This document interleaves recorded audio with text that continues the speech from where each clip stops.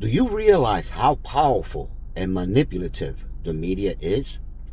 Using psyops to turn you against your neighbor, your brother, even Christ's teaching.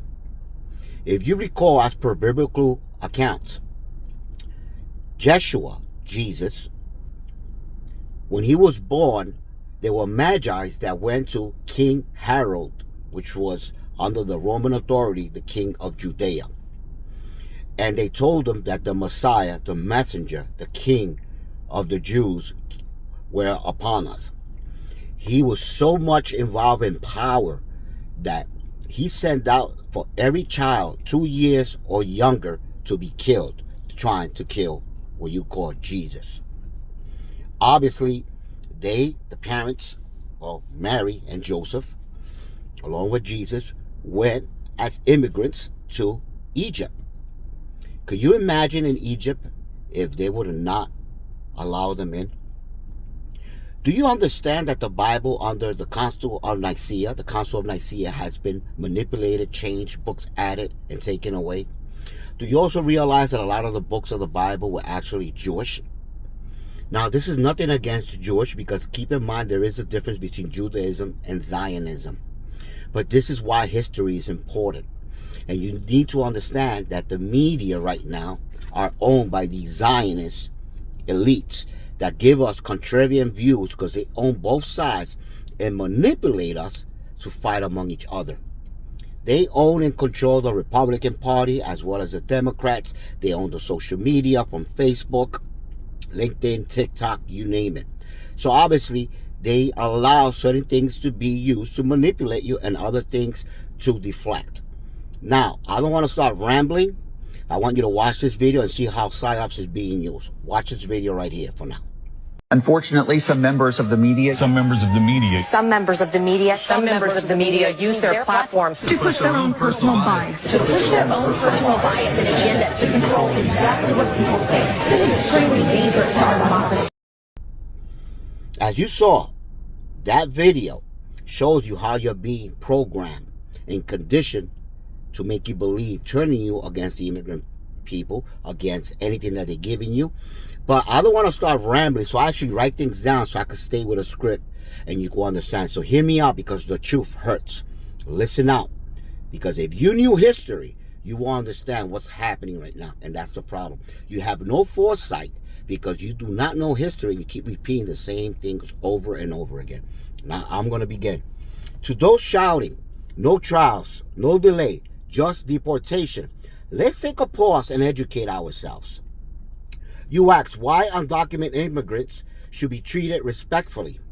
Because we are human, and some of us still understand due process, civil rights, and basic decency, as well as we know, and I've written about the Fourth Amendment of the Constitution. But more importantly, because many of us, especially Latino and Indigenous descendants, know the truth that most Americans were never taught. The United States looted, destabilized, overthrew, bombed, and invaded Latin America repeatedly. We destroyed democracies, propped up dictators, exploited natural resources, and created the poverty, violence, and corruption that people are now fleeing. We didn't just meddle. We wrote the playbook. So if you're angry about immigrants coming here, understand this clearly. They are not invaders. They are survivors of the mess the United States foreign policy and corporate imperialism helped create, just like Jesus fled. Yet today, a few crimes selected, sensationalized, and endlessly repeated are being used to justify the arrest, detention, and disappearing of millions. That is collective punishment.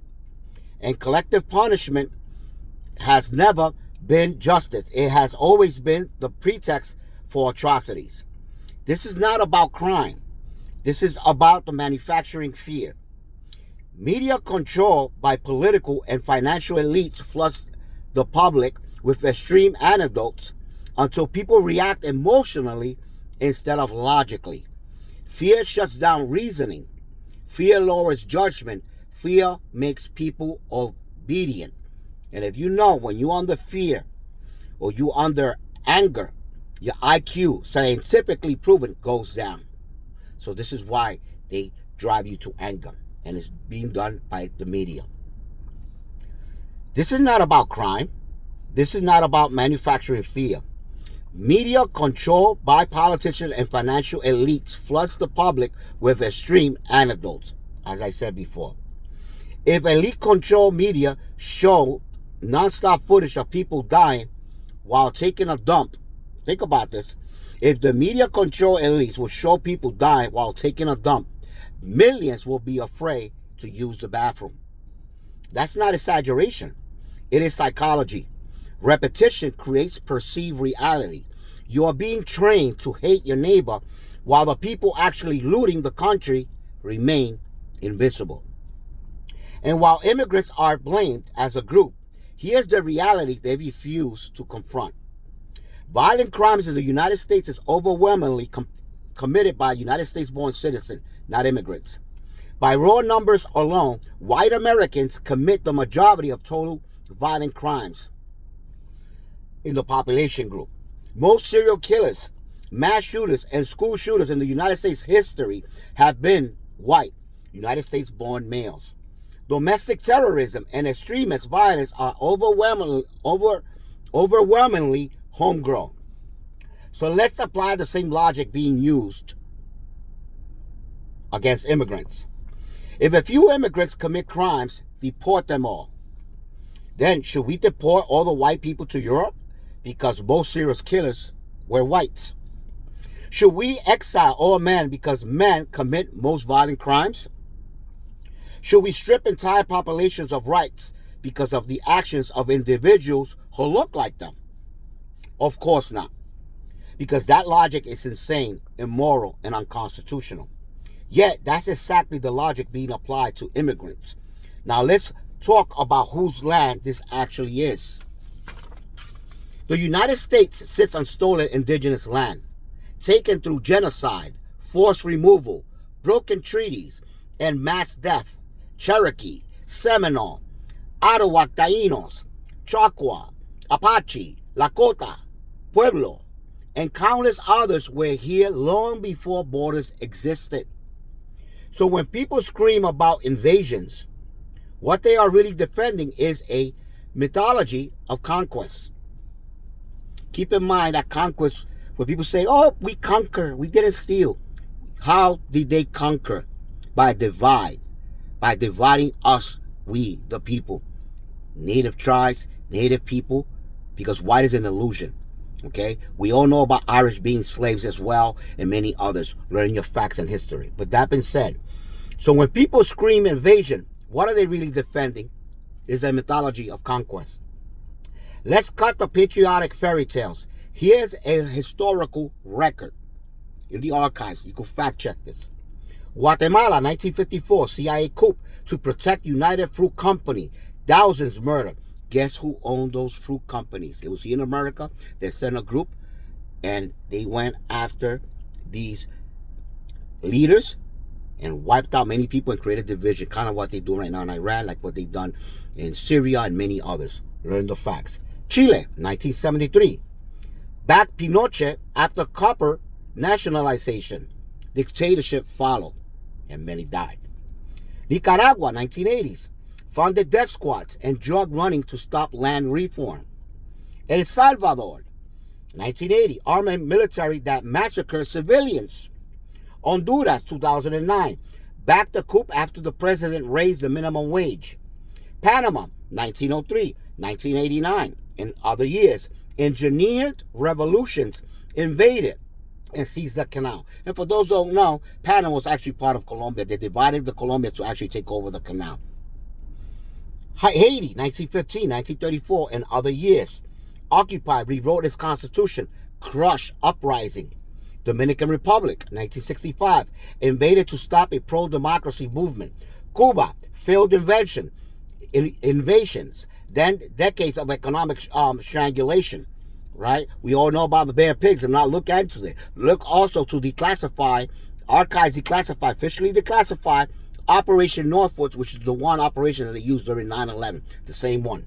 okay, that they didn't implement in Cuba because John F. K. didn't allow it and wanted to dismantle the CIA into 1,000 pieces. It was against Israel, by the way. Colombia, Plan Colombia. Drug war used to suppress rebels and protect oil interests. Venezuela, 2002. Backed and failed coup after oil nationalization. Bolivia, 2019. Ousted Morales amid lithium interest. Mexico, 1946 to 1948. Invaded and stole half the country. Half of America, they call America today USA. Actually, 55% was Mexico. And you got to know the truth of what actually happened under the rest. Puerto Rico is still a colony. Used for farmer, profits, bombing, ranges, and tax shelters. Puerto Ricans, American citizens cannot still vote for their own president to this day. Unless they live on the mainland in the States. Look at this. Watch this video as well. Brazil, 1964. Backed dictatorship to access land minerals and the Amazon. So no, this isn't about immigration. It's about blowback. And while this hysteria grows, thousands of immigrants have disappeared to remain unaccounted for inside the United States custody and detention system nationwide. Not deported, not released, lost.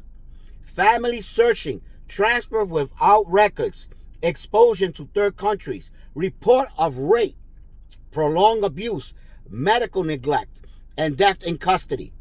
Now, I want you to understand this because this is not the first time we do this. This is why it's important to know the history. So hear me out very carefully. Hidden detention facilities and remote sites create the same condition where abuse has always thrived. We have seen this before. During the Mexican repatriation of 1929 to 1936, over 1.6 million people were expelled, and more than 60% were United States citizens. They were Mexicans, natural American indigenous people that were taken over by Spain, but they were considered Mexican, but they were Native Americans. I want you to understand that, okay?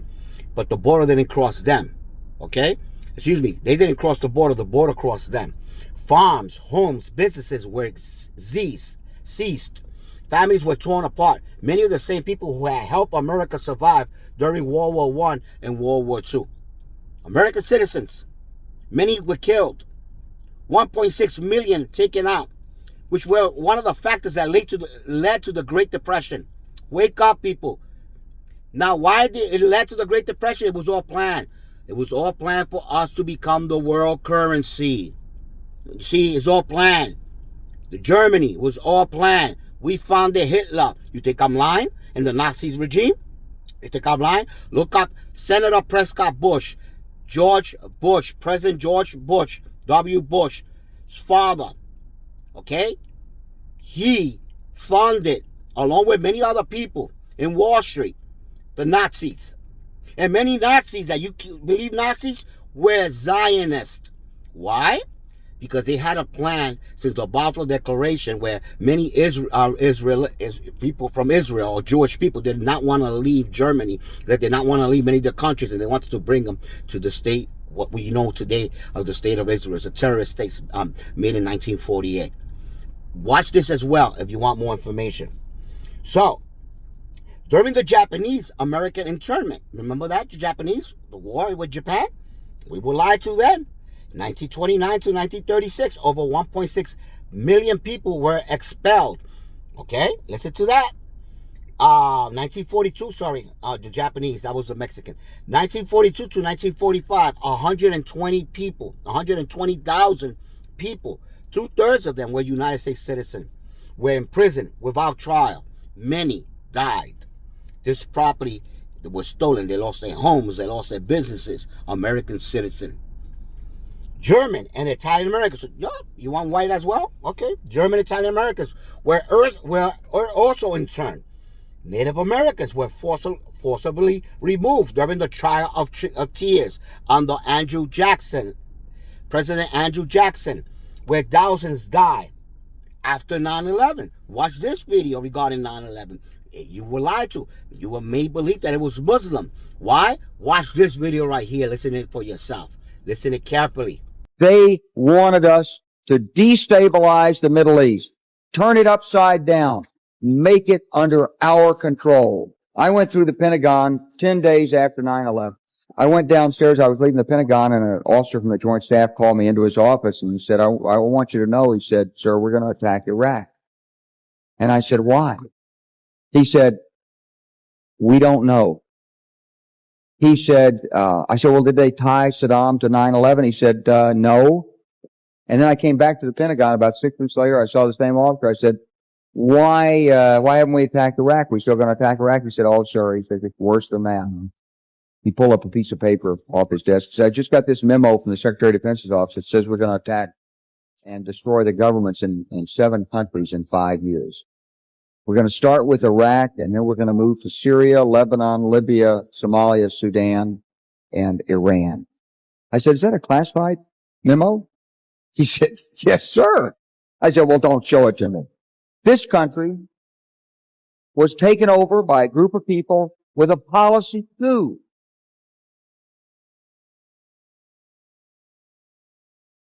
There is no question whatsoever that Saddam is seeking and is working and is advancing towards the development of nuclear weapons. No question whatsoever. And there is no question that once he acquires it, history shifts immediately. לא פוחדים, צוחקים להם, יראו לנו לתוך הישב וצחוק ופשוט הם לא פוחדים. זה מה שמביא אותם ואז רגע, אבל אז השוק מהעולם יגיד מה אתם כובשים? אתה לא מפחד מהעולם, ביבי. במיוחד היום עם אמריקה, אני יודע מה זה אמריקה. אמריקה זה לא שאפשר להזיז אותו בקלות, להזיז לכיוון הנכון. לא יפריעו לו. אם אנחנו עושים את זה משהו, אז הם... יש עליה, נניח שהם אומרים משהו. 80% מהאמריקאים תומכים בנו. זה אבסורד. לא פחדתי להתעמת שם. לא פחדתי להתעמת עם קלינטון. לא פחדתי להתעמת עם אובמה.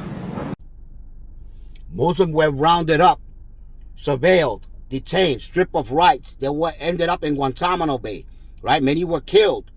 We took over many Islam countries. Why? Not because of 9/11. Not because we killed over 1.6 million Iraqi civilians. Not because of 9/11 or weapons of mass destruction. Because we stole their gold. Because we stole their oil. Because Saddam Hussein became a threat because he wanted to drop the dollar and trade in gold. Just like Libya was Gaddafi. Wake up. This fear campaign was used to justify wars in Iraq, Afghanistan, Libya, and beyond. Countries rich in oil, gas, and strategic resources. Political leaders, especially, as you saw in the video, including Benjamin Netanyahu, was one of the main characters because they own and control our government. If I were a Jew, I'd be a Zionist. I am a Zionist. You don't have to be a Jew to be a Zionist. Proud to say that no U.S. administration has done more in support of Israel's security than ours. The United States stands with Israel now and forever. We must stand with Israel. I love Israel. I love Israel. I've been with Israel so long in terms of I've received some of my greatest honors from Israel.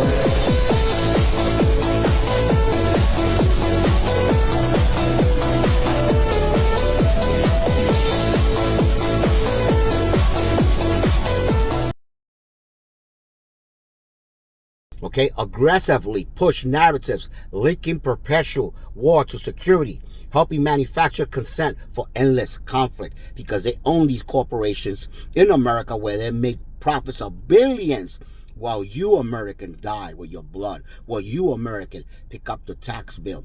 Okay, well, you American, your buying power diminishes, as I wrote in this video up here, and you guys lack and do not understand what's going on, and you simply comply to what they're telling you, when obviously any law that is repugnant to the Constitution becomes null and void. You forgot about the Declaration of Independence and your unalienable rights.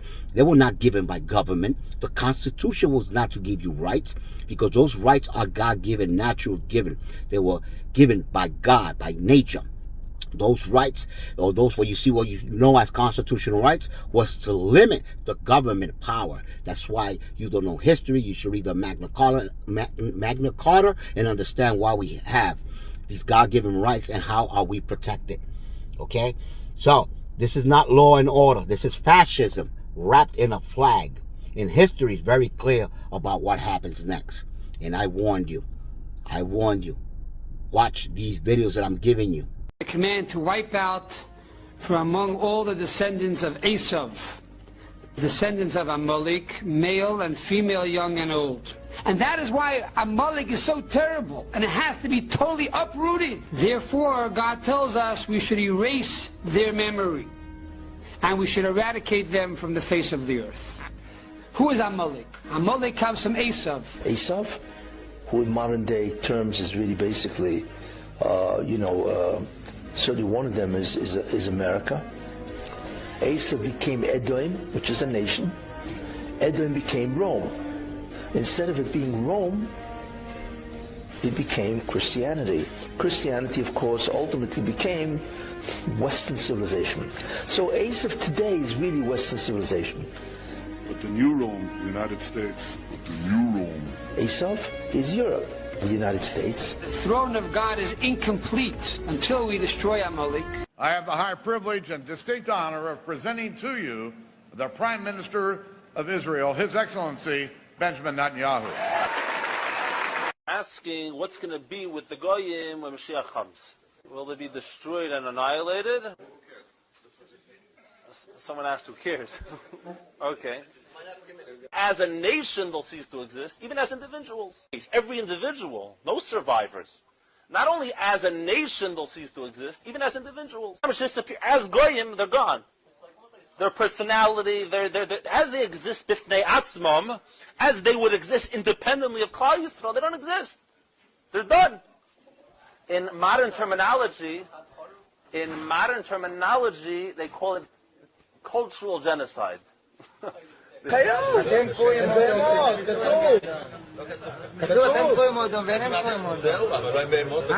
הגויים מה שהם, כן? אלוקים עשה אותם בשביל שיעשו פה... בשביל לשרת את היהודים.